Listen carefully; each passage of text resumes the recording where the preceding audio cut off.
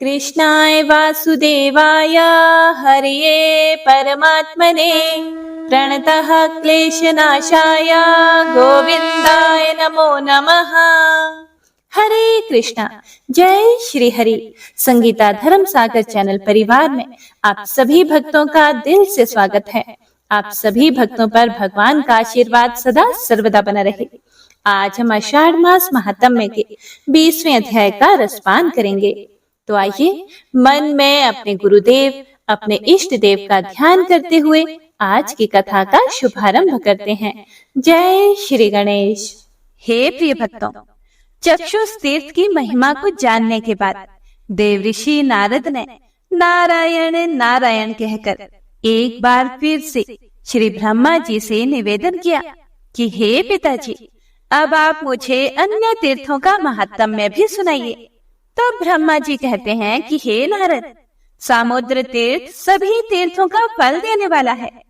उसके स्वरूप का मैं वर्णन करता हूँ, तो मन लगाकर सुनो।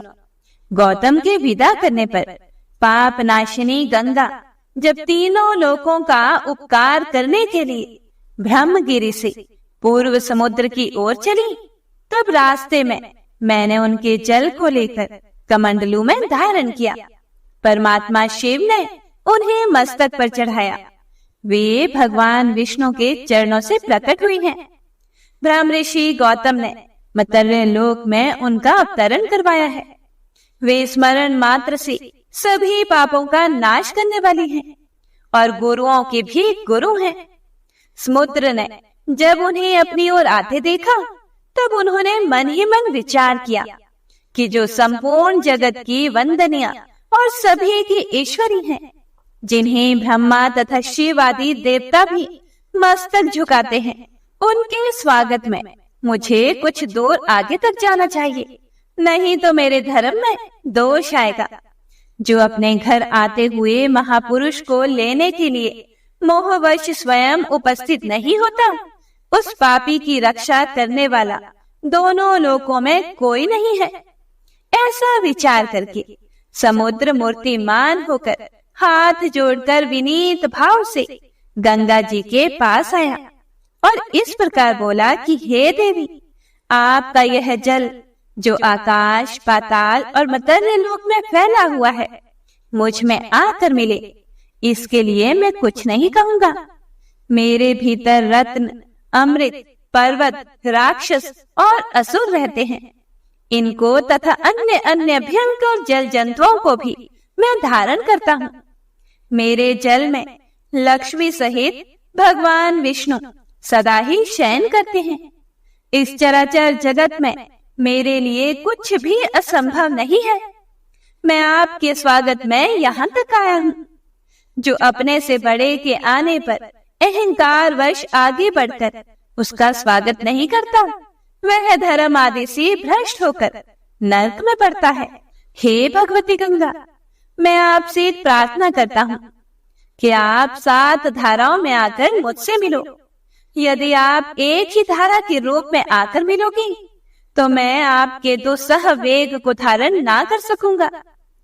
समुद्र का यह वचन सुनकर गौतमी गंगा ने कहा कि आप मेरी यह बात मानो। सप्त ऋषियों की जो अरुंधति आदि पत्नियां हैं, उन सभी को उनके पतियों सहित ले आओ, तब मैं छोटे रूप में हो जाऊंगी। बहुत अच्छा। ऐसा कहकर समुद्र सप्त ऋषियों और उनकी पत्नियों को ले आए। तब गोदावरी देवी 7 धाराओं में विभक्त हो गई और उसी रूप में उनका समुद्र से संगम हुआ। सप्त ऋषियों के नाम पर वे सप्त गंगा के नाम से विख्यात हुई। वहां भक्ति पूर्वक जो स्नान, दान, श्रवण, पाठ और स्मरण आदि शुभ कर्म किया जाता है, वह समस्त अभीष्ट वस्तुओं को देने वाला है। पाप की हानि, भोग और मोक्ष की प्राप्ति तथा मन की प्रसन्नता के लिए तीनों लोकों में समुद्र तीर्थ से बढ़कर दूसरा कोई भी तीर्थ नहीं है। हे प्रिय भक्तों, आगे ब्रह्मा जी देवऋषि नारद से कहते हैं कि हे नारद, समुद्र तीर्थ के अतिरिक्त वहां ऋषि सत्र तीर्थ भी है, जहाँ 7 ऋषि तपस्या के लिए बैठे थे और जहाँ भीमेश्वर शिव विराजमान है। वहां का वृतांत इस प्रकार है, सुनो। 7 ऋषियों ने गंगा को 7 धाराओं में विभक्त किया। सबसे दक्षिण की धारा वासिष्ठी कहलाई, उससे उत्तर वैश्वामित्री, उससे उत्तर वामदेवी, और बीच की धारा गौतमी, उससे उत्तर भारद्वाजी, उससे उत्तर आत्रेयी, और अंतिम धारा जामदग्नि है। उन सब ऋषियों ने मिलकर वहां बहुत बड़े सत्र का अनुष्ठान किया। नारद इसी बीच में देवताओं का प्रबल शत्रु विश्वरूप वहां आया और ब्रह्मचर्य तथा तपस्या के द्वारा उन ऋषियों को प्रसन्न करके विनय पूर्वक पूछा, हे मुनिवरों, यज्ञ अथवा तपस्या जिस उपाय से भी मुझे बलवान पुत्र प्राप्त हो, जिसे देवता भी परास्त ना कर सके, ऐसा मुझे उपाय बताइए। तब परम बुद्धिमान विश्वामित्र ने कहा, हे तात, कर्म से अनेक प्रकार के फल प्राप्त होते हैं। 3 कारणों में कर्म ही पहला कारण है, दूसरा कारण कर्ता है, तथा तीसरे कारण के अंतर्गत उपादान और बीज आदि अन्य उपकरण हैं। उपादान और बीज को विद्वानों ने कर्म नहीं माना है। जहाँ बहुत से कारण उपस्थित हो, वहाँ कर्म ही प्रधान कारण सिद्ध होता है, क्योंकि कर्म करने से फल की सिद्धि देखी जाती है और ना करने से नहीं। इसीलिए फल की सिद्धि कर्म के ही अधीन है। कर्म भी 2 प्रकार के जानने चाहिए, क्रियमाण और कृत। क्रियमाण कर्म का जो जो साधन है वह कर्तव्य बताया गया है। विद्वान पुरुष कर्म करते हुए जो जो भावना करता है उसके अनुरूप ही फल की सिद्धि होती है। यदि बिना भावना के विधि पूर्वक कर्म का अनुष्ठान करता है तो उसे अन्य प्रकार का फल मिलता है, किंतु भावना करने पर संपूर्ण फल उस भावना के अनुरूप ही होता है। इसीलिए तप, व्रत, दान, जप और यज्ञ आदि क्रियाएं कर्म के अनुरूप भाव होने से ही अभीष्ट फल देती हैं। भाव भी 3 प्रकार का जानना चाहिए, सात्विक, राजस और तामस। जिस भावना के अनुरूप कर्म होगा वैसा ही फल मिलेगा। इसीलिए फल की प्राप्ति कर्म के अनुसार और भावना के अनुरूप ही होती है। इसीलिए कर्मों की स्थिति विचित्र है। ऐसा समझकर विद्वान पुरुष को अपनी इच्छा के अनुकूल भाव भी बनाना चाहिए, फिर उसके अनुरूप कर्म भी करना चाहिए। फल देने वाला भी जब फल चाहने वालों को फल देने में प्रवृत्त होता है, तब उसकी कर्म और भावना के अनुसार ही फल देता है। कर्म, धर्म, अर्थ, काम और मोक्ष 4 पुरुषार्थों का कारण है। यदि निष्काम भाव से कर्म हो तो वह मुक्तिदायक होता है, और सकाम भाव से होने पर वही बंधन का कारण बन जाता है। अपने भाव के अनुसार ही कर्म बनता है तथा वही इस लोक और परलोक में तरह तरह के फल देता है। भाव के अनुकूल कर्म होता है, तद अनुसार भोग मिलता है। इसीलिए भाव सबसे बढ़कर है। तुम भी भाव के अनुसार कर्म करो, फिर जो चाहोगे प्राप्त कर लोगे। बुद्धिमान विश्वामित्र मुनि का कथन सुनकर विश्वरूप ने तामस भाव का आश्रय लेकर दीर्घ काल तक तपस्या की। प्रधान ऋषियों के मना करने पर भी उसने अपने क्रोध के अनुरूप देवताओं के लिए भयंकर कार्य किया। भयंकर कुंड खोद कर उसमें भयानक अग्निदेव को प्रज्वलित किया और उसी में बैठकर मन ही मन अत्यंत भयंकर रौद्र पुरुष का आत्म रूप से चिंतन किया। उसे इस प्रकार तपस्या करते हुए देखकर आकाशवाणी हुई, भीम स्वरूप जगदेश्वर शिव की महिमा को कौन जानता है। वे संपूर्ण जगत की सृष्टि करते हैं तो भी उसकी आसक्ति से लिप्त नहीं होते। ऐसा कहकर आकाशवाणी मौन हो गई। मुनीश्वर गण भगवान भीमेश्वर को नमस्कार करके अपने अपने आश्रम को चले गए। विश्वरूप महाभीम अर्थात अत्यंत भयंकर था। उसके कर्म भी भयंकर थे। उसकी आकृति भी बड़ी ही भयानक थी। उसके हृदय का भाव भी भयंकर ही था। उसने भीम स्वरूप भगवान रुद्र का ध्यान करके अग्नि में अपनी आहुति दे दी। तब से उसके द्वारा आराधित भगवान शंकर भीमेश्वर कहलाते हैं। वहां किया हुआ स्नान और दान निसंदेह मोक्ष देने वाला है। जो सदा भक्ति पूर्वक इस प्रसंग का पाठ और श्रवण करता है तथा देवताओं के स्वामी भीम स्वरूप भगवान शिव को प्रणाम करता है, उसे भगवान शिव अपने सर्व पापापहारी चरणों की शरण में लेकर मुक्ति प्रदान करते हैं।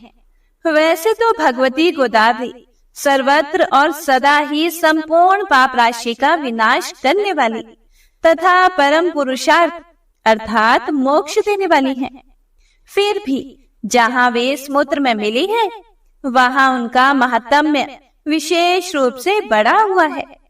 जो पुण्य आत्मा प्राणी गोदावरी सागर संगम में स्नान कर लेता है, वह अपने पूर्वजों का दुस्सह नरक से उद्धार करके स्वयं भी भगवान शिव के धाम में जाता है।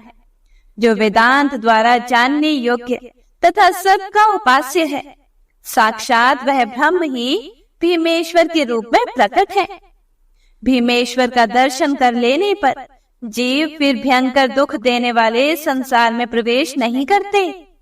देवताओं की भी वंदनिया गंगा जब समुद्र में मिली, तब संपूर्ण देवता और मुनि उनके पीछे पीछे स्तुति करते हुए गए।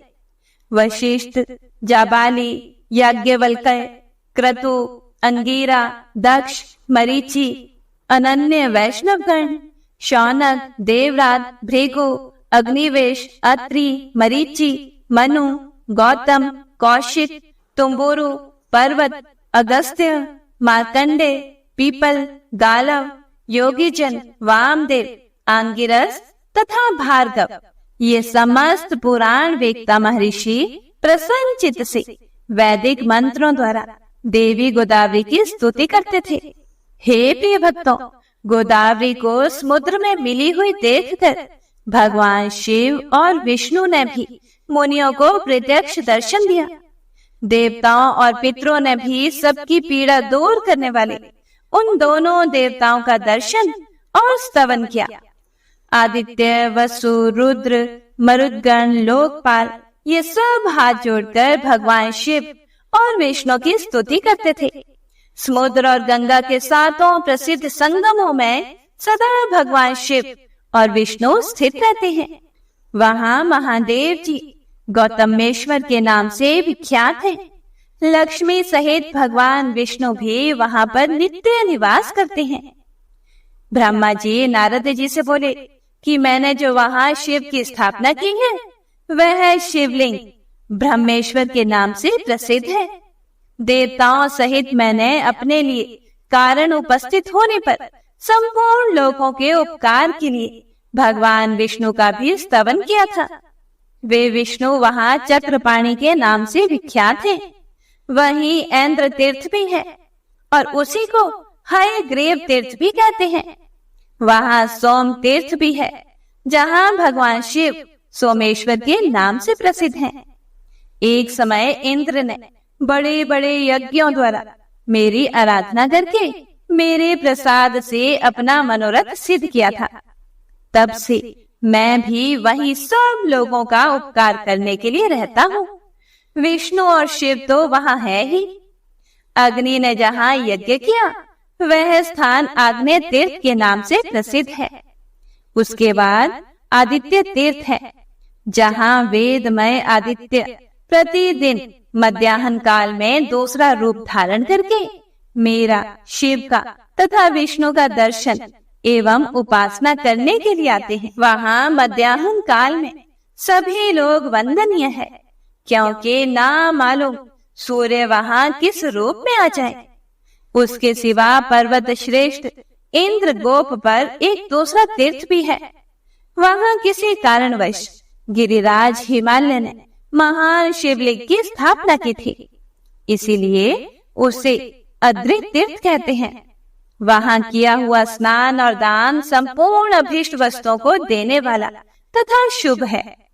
इस प्रकार गौतमी गंगा ब्रह्मगिरी से निकलकर जहाँ समुद्र में मिली है, वहां तक के कुछ तीर्थों का मैंने संक्षेप में वर्णन किया है। गौतमी गंगा वेद और पुराणों में भी प्रसिद्ध है। ऋषियों द्वारा भी उनकी बड़ी ख्याति हुई है। संपूर्ण विश्व ने उनके चरणों में मस्तक झुकाया है। उनका प्रभाव अत्यंत ही महान है।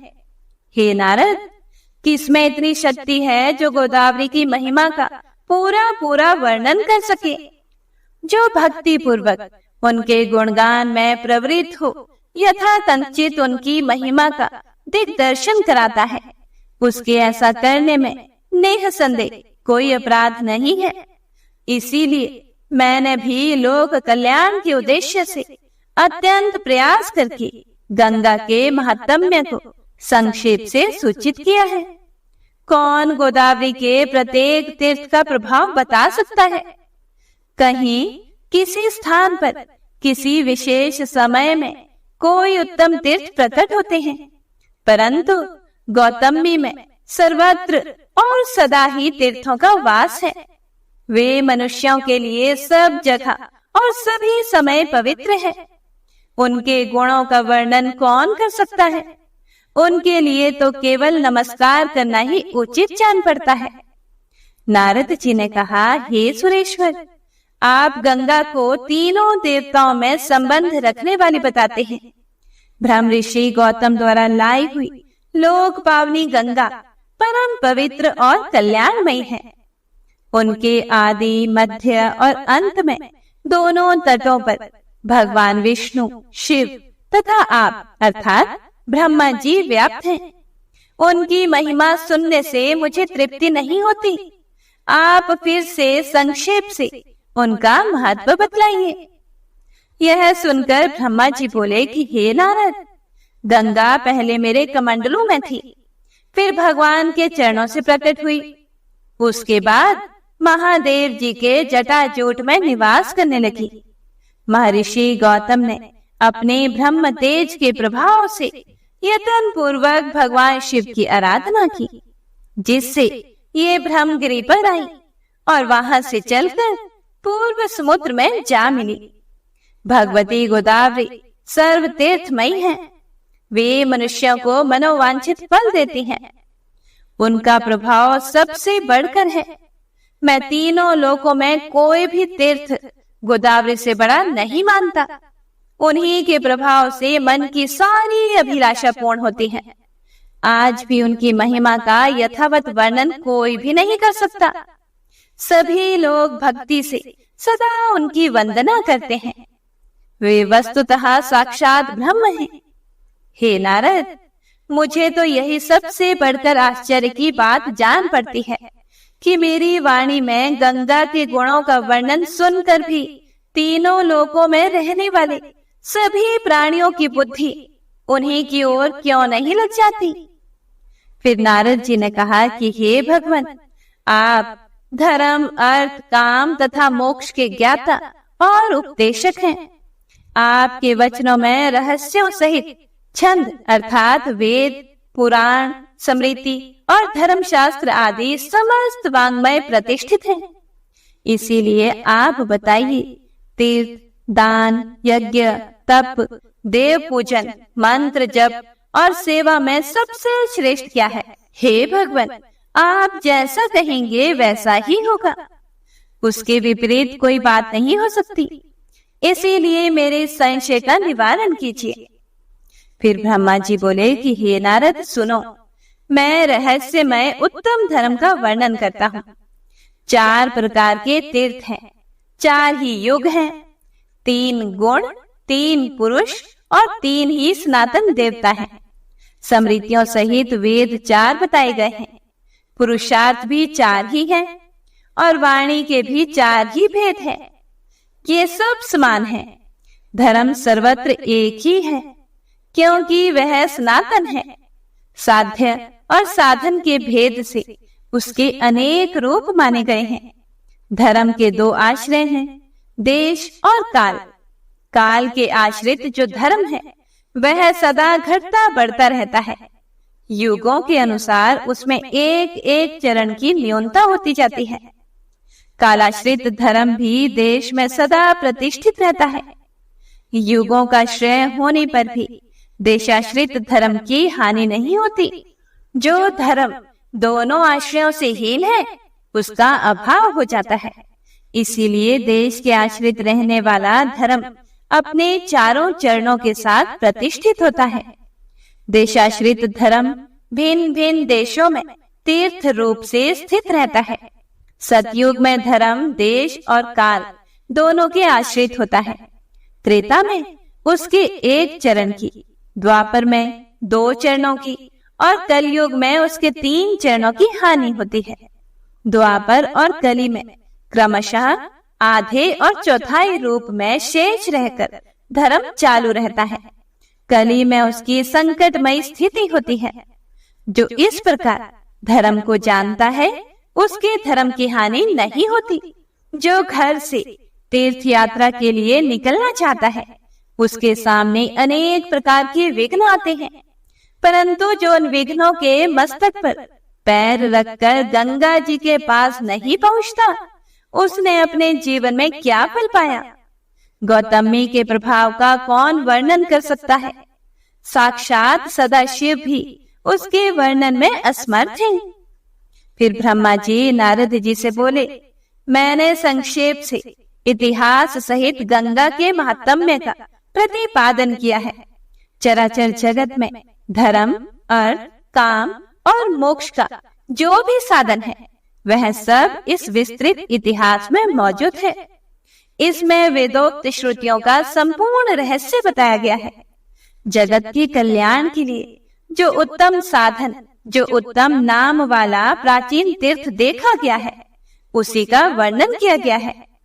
जो इस महात्म्य का एक श्लोक अथवा एक पद भी भक्ति पूर्वक पढ़ता और सुनता है अथवा गंगा गंगा यूं उच्चारण करता है वह पुण्य का भागी होता है। गंगा का यह उत्तम महात्म्य कली के कलंक का विनाश करने वाला, सब प्रकार की सिद्धि और मंगल देने वाला है। संसार में यह समादर के योग्य है। इसके पढ़ने और सुनने से मनोवांछित फल की प्राप्ति होती है। जो 100 योजन दूर से भी गंगा गंगा का उच्चारण करता है वह सब पापों से मुक्त होता है और भगवान विष्णु के धाम में जाता है। तीनों लोकों में 3.5 करोड़ तीर्थ हैं।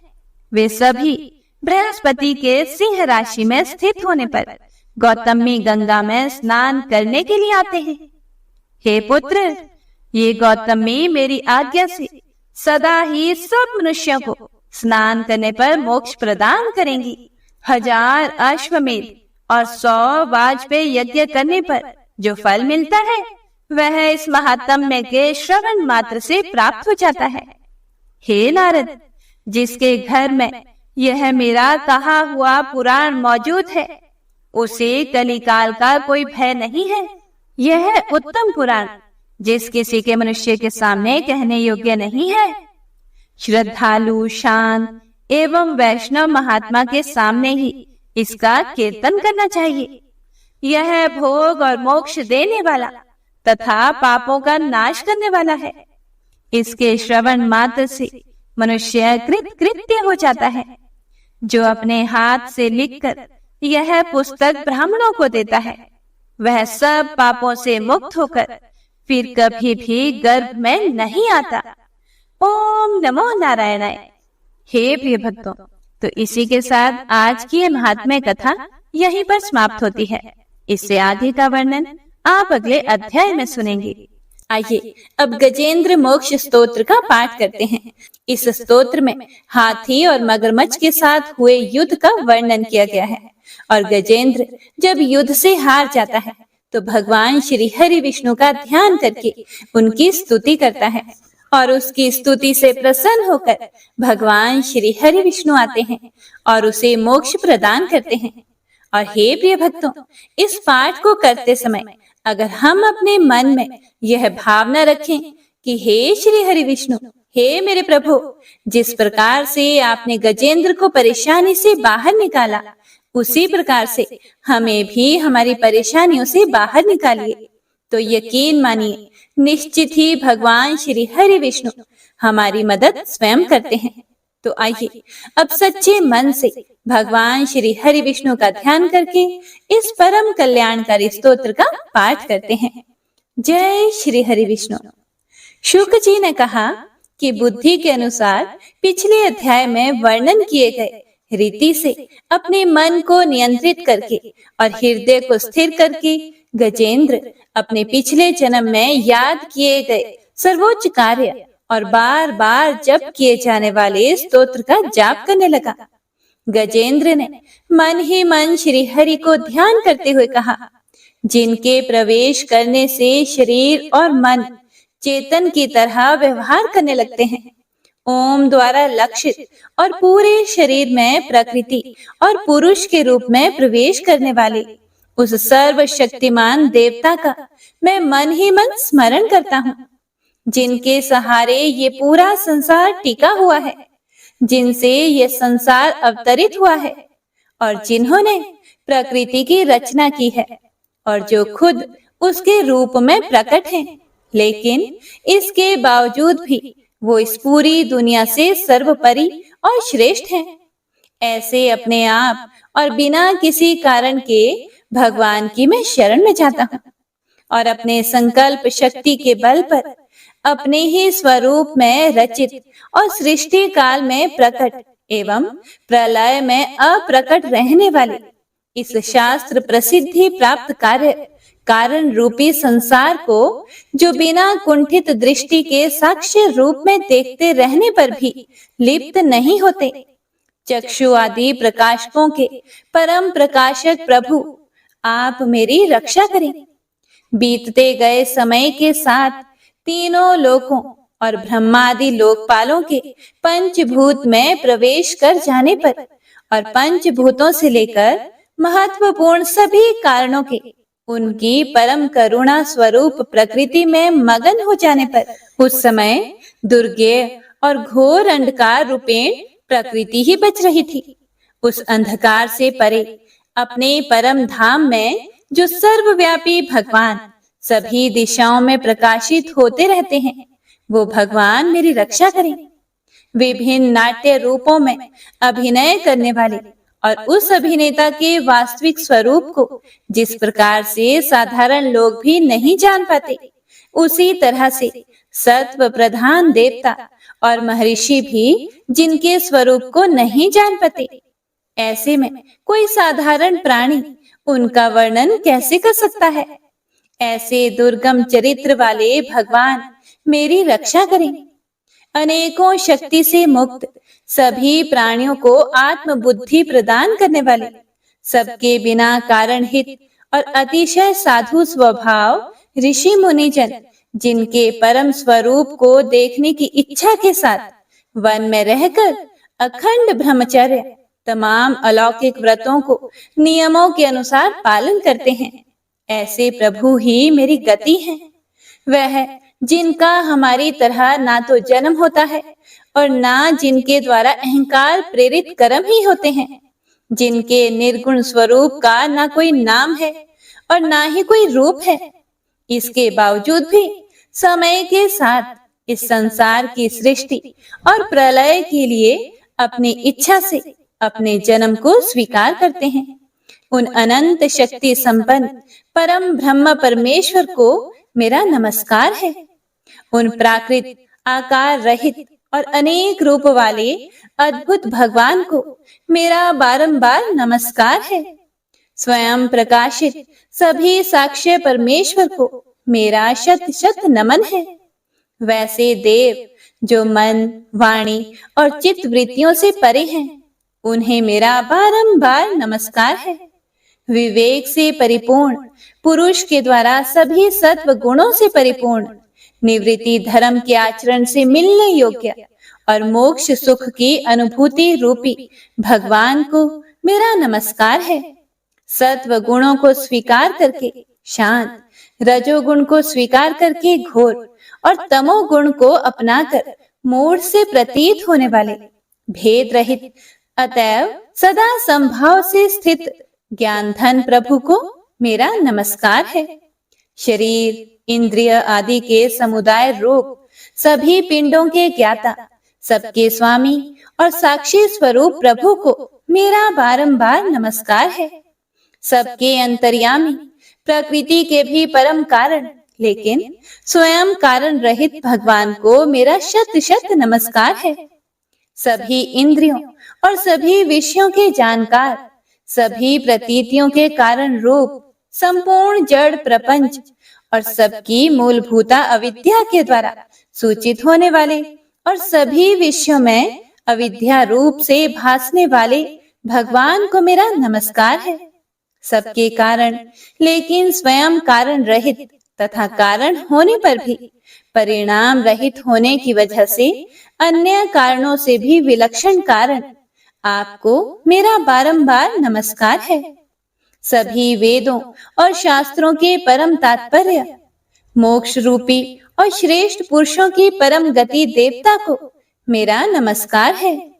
वह जो त्रिगुण रूपों में छिपी हुई ज्ञान रूपी अग्नि है, वैसे गुणों में हलचल होने पर जिनके मन में संसार को रचने की वृत्ति उत्पन्न हो उठती हो और जो आत्मा तत्व की भावना के द्वारा विधि निषेध रूप शास्त्र से भी ऊपर उठे हों, जो महाज्ञानी महात्माओं में स्वयं प्रकाशित हो रहे हैं, ऐसे भगवान को मेरा नमस्कार है।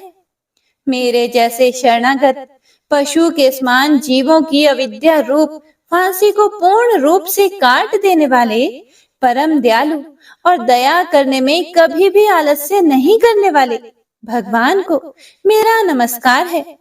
अपने अंश से सभी जीवों के मन में अंतर्यामी रूप से प्रकट होने वाले सर्वनियंता अनंत परमात्मा आपको मेरा नमस्कार है। जो शरीर, पुत्र, मित्र, घर और संपत्ति सहित कुटुंबियों में अशक्त लोगों के द्वारा कठिनाई से मिलते हों और मुक्त पुरुषों के द्वारा अपने हृदय में निरंतर चिंतित ज्ञान स्वरूप सर्व समर्थ परमेश्वर को मेरा नमस्कार है। वह जिन्हें धर्म, अभिलाषित भोग, धन और मोक्ष की कामना से मनन करके लोग अपनी मनचाही इच्छा पूर्ण कर लेते हैं, अपितु जिन्हें विभिन्न प्रकार के अयाचित भोग और अविनाशी पार्षद शरीर भी देते हैं, वैसे अत्यंत दयालु प्रभु मुझे इस प्रकार की विपदा से हमेशा के लिए बाहर निकालें। वह जिनके एक से अधिक भक्त हैं, जो मुख्य रूप से एकमात्र उसी भगवान की शरण में हैं, जो धर्म, अर्थ आदि किसी भी पदार्थ को नहीं चाहते, अपितु जो केवल उन्हीं के परम मंगलमय एवं अत्यंत विलक्षण चरित्र का गुणगान करते हुए उनके आनंदमय समुद्र में गोते लगाते रहते हैं। उन अविनाशी, सर्वव्यापी, सर्वमान्य ब्रह्मादि के भी नियामक अभक्तों के लिए भी हमेशा प्रकट होने वाले, भक्ति योग द्वारा प्राप्त अत्यंत निकट होने पर भी माया के कारण अत्यंत दूर महसूस होने वाले, इंद्रियों के द्वारा अगम्य और अत्यंत दुर्विज्ञ, अंत रहित, लेकिन सभी के आदि कारक और सभी तरफ से परिपूर्ण उन प्रभु की मैं स्तुति करता हूँ। वो जो ब्रह्मा सहित सभी देवता, चारों वेद तथा समस्त चराचर जीव नाम और आकृति भेद से जिनके अत्यंत क्षुद्र अंशों से रचे गए हैं, जिस तरह से जलती हुई अग्नि की लपटें और सूरज की किरणें बार बार निकलती हैं और फिर से अपने कारण में ही लीन हो जाती है, उसी प्रकार बुद्धि, मन, इंद्रियां और नाना योनियों के शरीर, जिन सभी गुणों से प्राप्त शरीर जो स्वयं प्रकाश परमात्मा से प्रकट होता है और फिर से उन्हीं में लीन हो जाता है, वह प्रभु जो ना तो देवता है, ना असुर, ना मनुष्य है और ना ही मनुष्य से नीचे किसी अन्य योनि के प्राणी, ना ही वो स्त्री हैं और ना ही पुरुष, ना ही नपुंसक और ना ही वो कोई ऐसी जीव हैं जिनका इन तीनों ही श्रेणी में समावेश है। वो ना तो गुण है, ना कर्म, वो ना ही कार्य है और ना ही कारण। इन सभी योनियों का निषेध होने पर जो बचता है वही उनका असली रूप है और वे ही सब कुछ हैं। ऐसे प्रभु मेरा उत्थान करने के लिए प्रकट हो। अब मैं इस मगरमच्छ के चंगुल से आजाद होने के बाद जीवित नहीं रहना चाहता। इसकी वजह ये है कि मैं सभी तरफ से अज्ञानता से ढके इस हाथी के शरीर का क्या करूं? मैं आत्मा के प्रकाश से ढक देने वाले अज्ञानता से युक्त इस हाथी के शरीर से मुक्त होना चाहता हूँ, जिसका काल क्रम से अपने नाश नहीं होता, बल्कि ईश्वर की दया और ज्ञान से उदय हो पाता है। इस प्रकार से मोक्ष के लिए लालायित संसार के रचयिता स्वयं संसार के रूप में प्रकट, लेकिन संसार से परे, संसार में एक खिलौने की भांति खेलने वाले, संसार में आत्म रूप से व्याप्त अजन्मा सर्वव्यापी एवं प्रापत्य वस्तुओं में सर्वश्रेष्ठ श्री हरि का केवल स्मरण करता हूँ और उनकी शरण में जाता हूँ, जिन्होंने भगवत भक्ति रूपी योग के द्वारा कर्मों को जला डाला है, जिन्हें समस्त योगी ऋषि अपने योग के द्वारा अपने शुद्ध हृदय में प्रकट देखते हैं। उन योगेश्वर भगवान को मेरा नमस्कार है। वह जिनके त्रिगुणे शक्तियों का राग, रूप, वेग और असह्य है, जो सभी इंद्रियों के विषय रूप में मौजूद हैं। वह जिनकी इंद्रियां समस्त विषयों में ही बसी रहती है। ऐसे लोगों को जिनको मार्ग मिलना भी संभव नहीं है, वैसे शरणागत एवं अपार शक्तिशाली वाले भगवान आपको मेरा बारंबार नमस्कार है।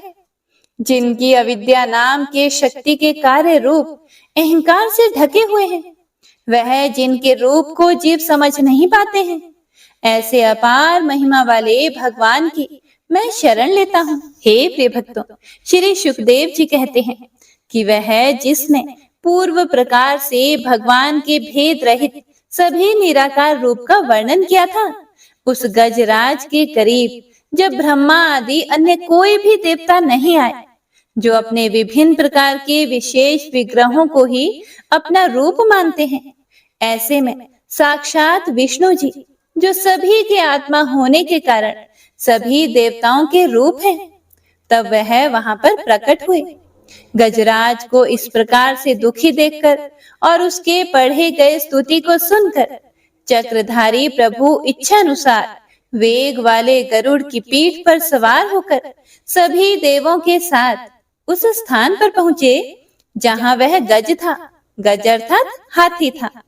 सरोवर के अंदर महाबलशाली मगरमच्छ द्वारा जकड़े और दुखी उस हाथी ने आसमान में गरुड़ की पीठ पर बैठे और हाथों में चक्र लिए भगवान श्री हरि विष्णु को आते हुए जब देखा, तो वह अपनी सूंड में पहले से ही उनकी पूजा के लिए रखे कमल के फूल को श्री हरि पर बरसाते हुए कहने लगा, सर्व पूज्य भगवान श्री हरि नारायण, आपको मेरा प्रणाम है।